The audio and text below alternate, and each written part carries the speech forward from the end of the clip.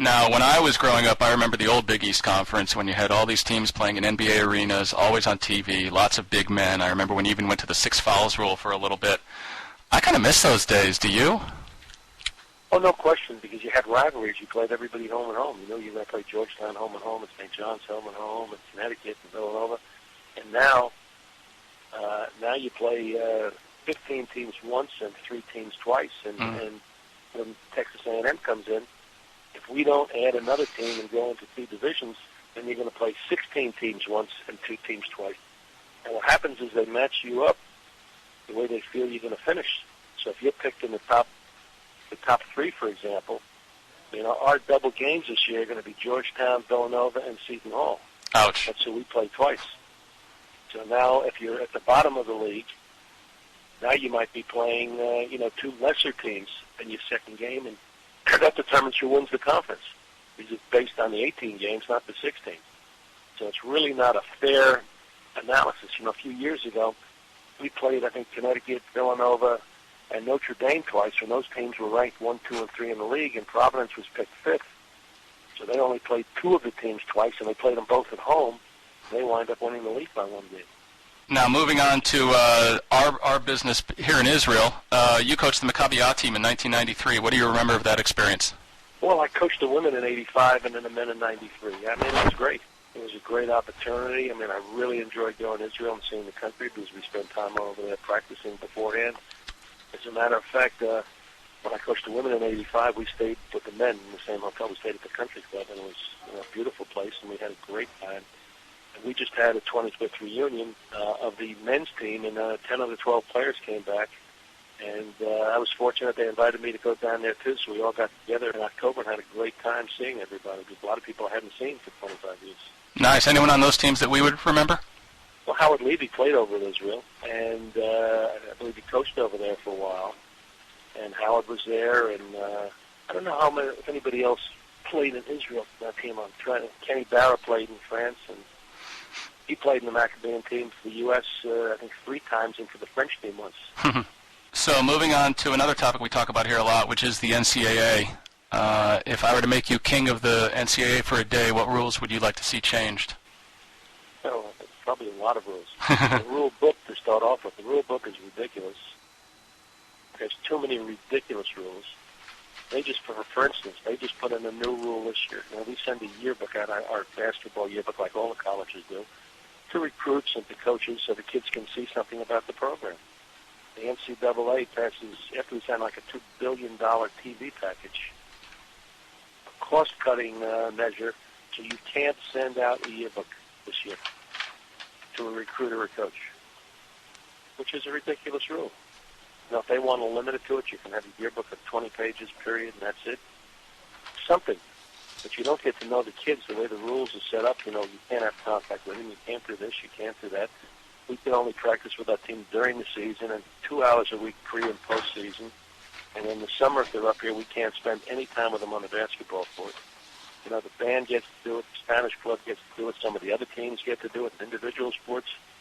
You know, if the player wants to do it and the coach wants to do it, why do they tie our hands like that? Coach, this is Ben Block here, along with Yehuda.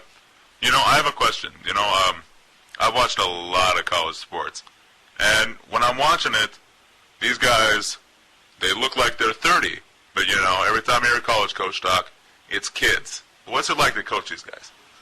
Well, I think that's a misconception that people have, because as an outsider, when you look, as you said, you know, they look like they're grown men. Some of these kids are like 7 feet tall, 270 pounds, and you're going, well, look at the size of that guy. But in reality, you know, they're 18, 19, and 20 years old, and they are kids. And that's what you have to understand, is they're going to make mistakes. And it's your job to be a teacher and a mother and a father when they're away from home, and point them in the right direction and help them. And, you know, the thing that we say right from the start is, number one, you're in college to get your education. Maybe basketball is paying for it. You're in college to get your education. And if you don't take care of that aspect of the game, then you're not going to be playing. Because we have the same academic rules as every other student in the school. And we played Georgetown in a big game on Wednesday night. And, you know, you lose a close game, or you win a close game, or you're on the road. And then Thursday, you have 3 exams. The it doesn't make a difference. The professors don't care that you had a game or you're out of town the night before. You've got to be prepared, and you have to do well on the exams the next day. So it's a tough balancing act of balancing your academic and your athletic careers. Coach, when you won it all, you had a pretty special player in Carmelo. What was it like to coach him? Great young man, and to this day I believe if we did not win the whole thing, that Carmelo would have come back. Really?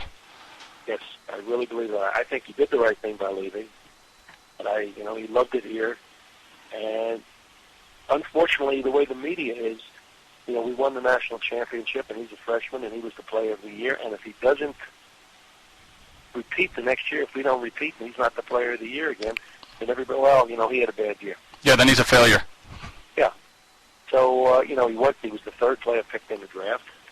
Probably should have been the second player picked in the draft. You think he was better than Darko? Well, I don't know, but so far the history has showed that he's been a little more productive. So, Coach, I asked a trivia question at the beginning of the show, and I have a feeling you're going to know the answer to this, since it appears that you were involved in this a little bit. What was the last Ivy League team to make the Final Four? It was either Princeton or Penn. Princeton did it with Bill Bradley, and Penn did it against us. That's right. Do you remember the year? No, I don't remember the year, but I remember the Pennsylvania, University of Pennsylvania. You got the answer. It was 1979. I was there. I think we were in the same region as them. Yeah, they actually beat you in, I think, the second round, yeah. Yes. Right after they beat, I think, number 1 seed North Carolina. Yes. They had a nice team. It's to the point now where Cornell had a great run last year, and Cornell was a very good team, and right. Cornell did a great job. But it's going to be tough, I think, at this time for an Ivy League team to win the whole thing. It's just too tough. Well, and there were less teams then as well, so. Great job. He ran a great offense, and they did a great job, and they beat a lot of teams. We were fortunate. We played them early last year, and they played extremely well to win the game. Yep.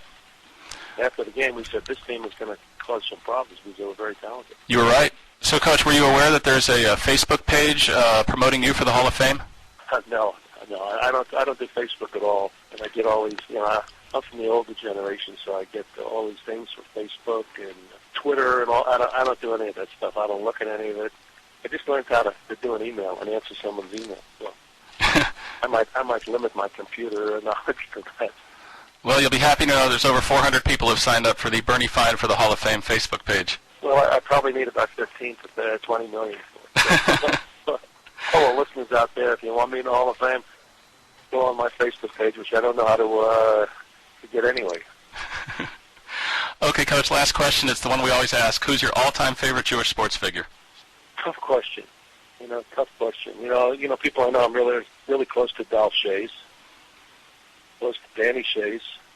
Those are two basketball players. Sandy Koufax was a great baseball player.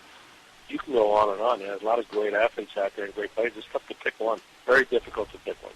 Marty Glickman, was a Syracuse guy in the Olympics, and you can just, as I said, there's just so many people. It's tough it's not fair to pick one. Okay, we'll let you leave it at that. Coach Fine, we appreciate you coming on Israel Sports Radio. Good luck on the season. Thank you for joining us. No